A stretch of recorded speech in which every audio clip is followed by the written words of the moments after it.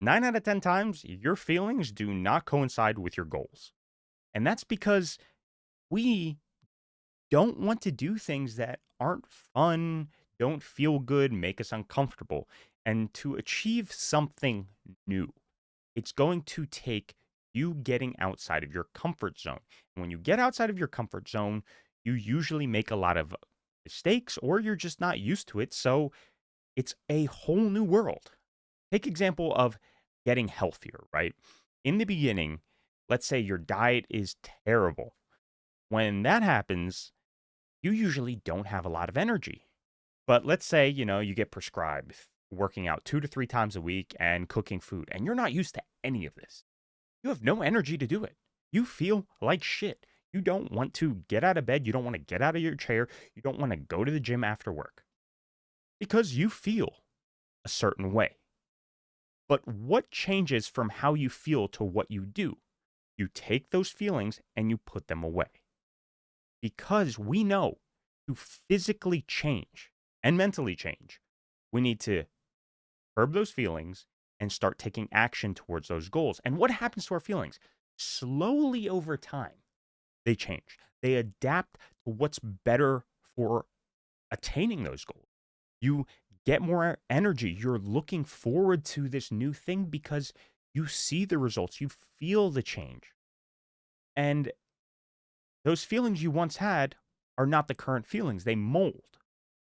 But if you stayed with how you felt before, feeling terrible, for instance, you would have never changed. The same thing goes for, not feeling like you're going to work. You do it every day. Why? Because you need that end result of going to work, whatever it's paying, getting the paycheck, or you enjoy working, whatever it is, you work against your feelings. Because if we relied on our feelings 24/7, at least me, I would be in bed with ice cream, just like looking at the TV half the time and just doing nothing. Because most of the time, I don't feel like doing anything. I do a lot every single day, but until I start doing that specific action, I really do not feel like it. I'm either tired or I have something else on my mind or something else I'd rather do. And if I was just going with, peanut brain, George, I would just be like, oh, I'm just going to do what I want to do. I'm going to do what I feel like doing. And nothing would ever get done because I would be relying on the instant gratification of feeling because that's what it is, right? When you feel a certain way, you're looking for a instantaneous result. You're looking to make that feeling into something. And we know, I hope we know at least, that if we want long-term success and long-term happiness, sadly, it doesn't come right away. It takes time, it takes investment, it takes doing things we do not want to do, not doing things we feel like doing because we have to take that instant gratification and throw it away. Just doesn't exist anymore because 99% of things you want out of life take time. Like, it takes time to do anything. It takes time to be born. You're in a stomach for 9 months. It takes time. You don't get that instant gratification. You have to wait. You have to financially obligate yourself for everything.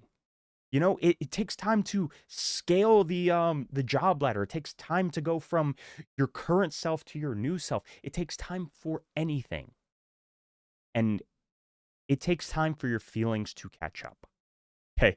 I want to ream it in that just you're not going to always feel like doing something.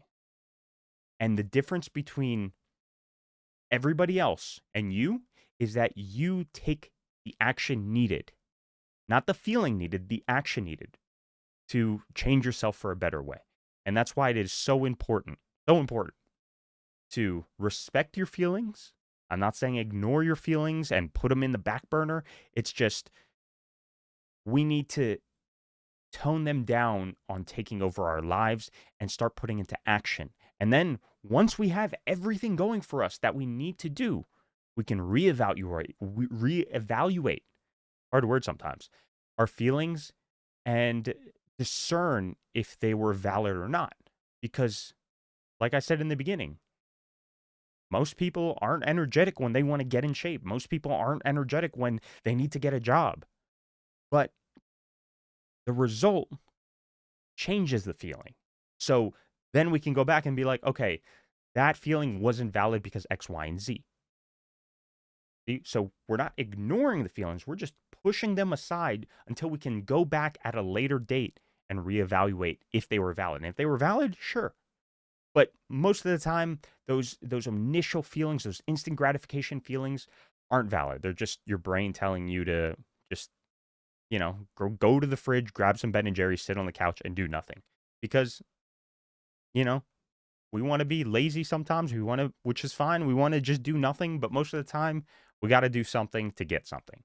So stop relying on your feelings for everything. Start taking action for what you need and what you want out of your life.